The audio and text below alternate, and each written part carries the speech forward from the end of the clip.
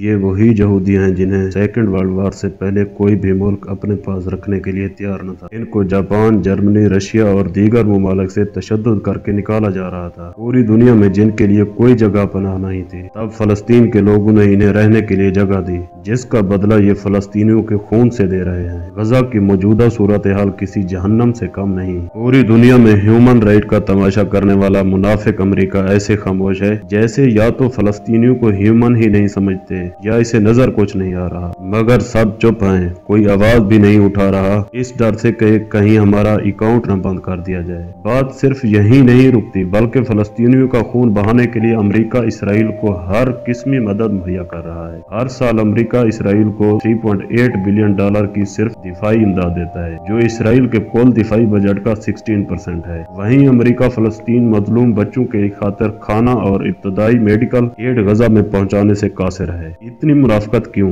जो इसराइल गजा में कर रहा है? क्या ये नस्ल कुशी नहीं? मौजूदा सूरत हाल में पूरी दुनिया में गजा के मजलूमों के हक में आवाजें उठना शुरू हो गई हैं। अमेरिकन पब्लिक ने भी अमेरिकन सदर से गजा के मजलूमों के बारे में सवाल उठाना शुरू कर दिया। हाल ही में रिलीज हुई जोन ऑफ इंटरेस्ट मूवी, जिसमें नाजी फौज के जुल्म को दिखाया गया है। जोन ऑफ इंटरेस्ट मूवी के राइटर को जब ऑस्कर अवार्ड देने के लिए बुलाया गया तो उन्होंने कहा कि हमारी कहानी इस बात से नहीं कि कल क्या हुआ था। उन्होंने ये भी कहा कि आज हम क्या कर रहे हैं, कल जैसा कहीं आज तो हम नहीं कर रहे। हम दिखाना चाहते हैं कि डीह्यूमनाइजेशन किस तरह इंसानों को बदतरीन जगह पर लेकर जा सकती है। फिर उन्होंने कहा कि मैं फलस्तीन में होने वाले वाकयात की मजम्मत करता हूँ। इसके अलावा भी कई अदाकारों और गुलकारों का यही रिएक्शन देखने को मिला। गजा पर किए जाने वाले जुल्म और अमेरिकन सपोर्ट के खिलाफ उठाई जाने वाली आवाजों की तादाद दुनिया भर में बढ़ना शुरू हो गई है। इस आलमी दबाव को देखते हुए अमेरिकन सदर बाइडन ने एक अहम काना फैसला किया, जो कि पूरी दुनिया की आंखों में धूल झोंकने के बराबर है। बाइडन ने फैसला किया कि गजा में इमदादी सामान साइप्रस से गजा पोर्ट पर एक आर्जी पुल बनाकर पहुंचाया जाएगा। गजा और साइप्रस का फासला 389 किलोमीटर बनता है। अमेरिकी सदर के मुताबिक इस आर्जी पुल को बनाने के लिए 60 दिन यानी कि 2 माह का टाइम लगेगा।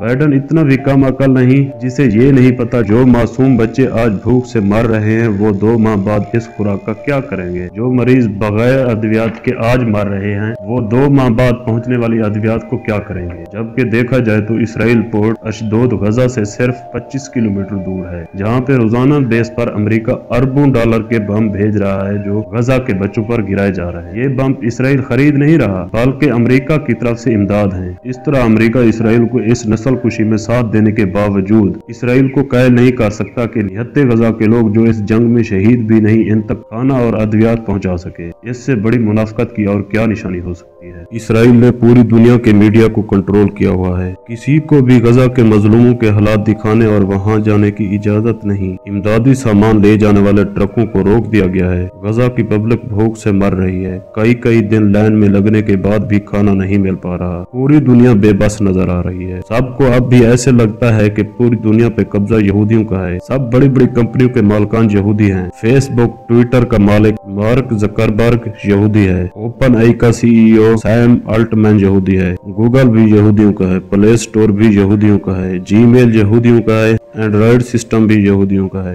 यूट्यूब यहूदियों का है। इस तरह वो सबको कंट्रोल करते हैं कि अगर कोई भी इन प्लेटफॉर्म को इनके खिलाफ इस्तेमाल करे तो वो अकाउंट बंद कर देते हैं। इस तरह उन्होंने पूरी दुनिया को अपने इशारों पे चलाया हुआ है। अब वो पूरी दुनिया में वन वर्ल्ड ऑर्डर कायम करना चाहते हैं, जिसका मतलब है कि पूरी दुनिया पर एक ही हुकूमत होगी और एक ही कानून माना जाएगा। और इन सब कामों में अमेरिका इसराइल का बराबर साथ दे रहा है। ये जानने की कोशिश करते हैं कि अमेरिका बिलाखिर ऐसा क्यों कर रहा है और यहूदियों को यरूशलेम लाने और वहाँ पर आबाद करने के लिए किस किस तरह अमेरिका ने इनका साथ दिया। कहानी की शुरुआत होती है 1869 में, जब Theodore Herzl Jude state pamphlet लिखता है, जिसमें वो यहूदियों के लिए एक अलग स्टेट का मुतालबा करता है। थियोडोर की इस डिमांड को यूरोपियन लीडरशिप एक्सेप्ट करती है और यहूदी खुफिया तौर पर इस पे काम करना भी शुरू कर देते हैं। लेकिन हुआ कुछ यूं, उन्हीं दिनों फ्रांस के एक अखबार में यहूदियों के खुफिया मिशन को एक्सपोज करते हुए कुछ दस्तावेजात शाये किए जाते हैं, जिनमें बताया जाता है कि किस तरह यहूदी खुफिया तरीके से दुनिया पे कब्जा करना चाहते हैं, किस तरह यहूदी खुफिया तंजीमों और एजेंसियों के जरिए सियासी जमातों, मईशत अखबारात को कंट्रोल करके अपने मकासद के लिए इस्तेमाल कर रहे हैं। इससे जापान, जर्मनी, रशिया और दीगर ममालिक में यहूदियों पर तशद्दुद शुरू हो जाता है और वहां से यहूदी निकलने पे मजबूर हो जाते हैं। अब यहूदी एक अलग ज्यूश कम्युनिटी की पहचान बन चुके होते हैं। ज्यूश कम्युनिटी के जो रिच पीपल होते हैं वो अटलांटिक पार करके अमेरिका चले जाते हैं और जो बाकी यहूदी थे वो एशिया में यरूशलेम का रुख करते हैं। यरूशलेम पहुंचकर ये वहां शहरों से दूर बेकार जमीनें खरीदते हैं और आबाद होना शुरू हो जाते हैं। यहूदी शुरू ही से मनी लैंडर थे। वो दुनिया की दौलत को अपने काबू में रखने का फन जानते थे, फाइनेंस में माहिर थे। अमेरिका में जाने वाले यहूदी वहां पे बड़े बड़े बिजनेस शुरू करते हैं, फाइनेंस इंस्टीट्यूशन खोलते हैं। थोड़े ही दिनों में अपनी महारत और चालाकी से सबको मुतासिर कर देते हैं, लेकिन वो अपने मिशन पे काम जारी रखते हैं। 1917 में बरतानिया की तरफ से बेलफोर डिक्लेरेशन पेश की जाती है, जिसमें बताया ये जाता है कि यरूशलेम में यहूदियों के लिए एक अलग मुल्क बनाया जाए जिसमें पूरी दुनिया में बिखरे हुए यहूदी जाकर आबाद होंगे, क्योंकि ये वही जगह है जहां से यहूदियों को निकाला गया था। 1919 में अमेरिका भी बरतानिया की तरफ से पेश किए गए इस डिक्लेरेशन की सपोर्ट जाहिर करता है।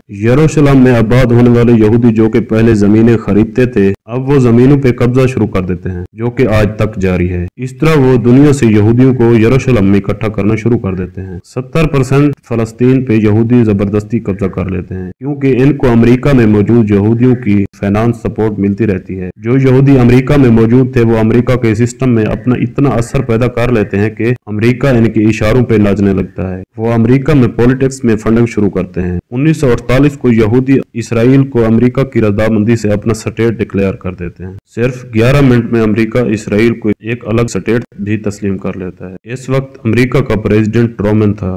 अगर इस टाइम के वोटिंग का परसेंटेज निकाला जाए तो अमेरिकन ज्यूश कम्युनिटी का सबसे ज्यादा वोट ट्रूमैन को ही गया था। वो जानता था कि फिर उसे अगर पावर में आना है तो इस कम्युनिटी को नाराज नहीं कर सकता था। अमेरिका इसराइल को तस्लीम करने के साथ ही इसकी मदद शुरू कर देता है। इसराइल अमेरिका के इत्तेहादियों में से पहले नंबर पर आता है। इसकी एक वजह इसराइल की लोकेशन भी है, क्योंकि अरब मुमालिक से अमेरिका तेल का कारोबार करता है और इस रीजन में इसे एक स्ट्रांग पिलर की जरूरत है जहां से वो अरब मुमालिक पर नजर रख सके। 1967 की जंग जो इसराइल और अरब मुमालिक के दरमियान हुई थी, इसके बाद अमेरिका इसराइल को बगैर किसी शर्त के खोलकर सपोर्ट कर रहा है, चाहे वो मिलिट्री सपोर्ट हो, पॉलिटिक्स सपोर्ट हो या फाइनेंशियल, अमेरिका की तरफ से की जा रही है। आज तक किसी भी मुल्क को दी जाने वाली फाइनेंशियल सपोर्ट में सबसे ज्यादा इसराइल को दी गई है। इसराइल को आज तक $185 बिलियन की इमदाद दी जा चुकी है। अमेरिका हर साल इसराइल को $3.8 बिलियन दिफाई इमदाद के तौर पर देता है। अमेरिका की इतनी मेहरबानियों की एक वजह अमेरिका में मौजूद जोश लॉबी भी है, जो अमेरिका के पॉलिटिक्स में बहुत असर रखती है। 2020 के इलेक्शन में $30 बिलियन का खर्च किया गया, जो कि दोनों रिपब्लिक और डेमोक्रेटिक पार्टीज को दिए गए। ये इसी जोश लॉबी की तरफ से दिए गए। अमेरिका हर लिहाज से इसराइल का दिफा करता है। कई ममालिक से इसराइल को तस्लीम कराने का काम भी अमेरिका ने किया और कुछ साल पहले बनाया जाने वाला इब्राहिम अकॉर्ड, जिसमें अमेरिका फ्रंट रोल प्ले कर रहा है, जिसमें हजरत इब्राहिम अलैहिस्सलाम के एहतराम में 3 मजहब